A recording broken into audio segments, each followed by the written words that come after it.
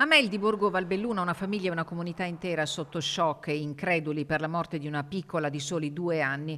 I particolari della segnalazione presentata dai genitori alla procura di Belluno fanno emergere quanto accaduto negli ultimi giorni con la richiesta di accertamenti, il sequestro della documentazione sanitaria e l'autopsia. I primi segnali del malessere che poi ha portato al decesso della bambina risalirebbero a mercoledì scorso. La piccola si trovava alla scuola dell'infanzia quando compare una febbre alta intorno ai 39 gradi. Riportata a casa, la madre le somministra paracetamolo e dopo il riposo la piccola sembra riprendersi. Il giorno successivo, fino al primo pomeriggio, la situazione appare stabile. Subito dopo il riposino, però, la bambina lamenta dolore agli occhi e alla fronte.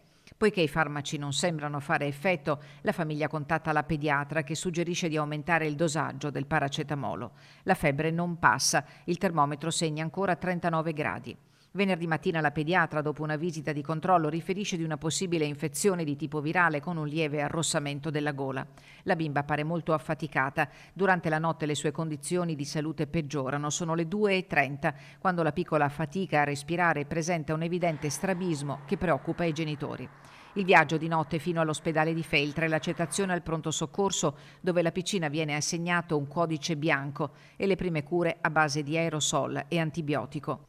Poco più di un'ora dopo la bambina viene dimessa, ma una volta a casa, al mattino, la ricomparsa nuovamente di affanno, debolezza e strabismo allarmano i genitori che chiamano i soccorsi, vani e inutili.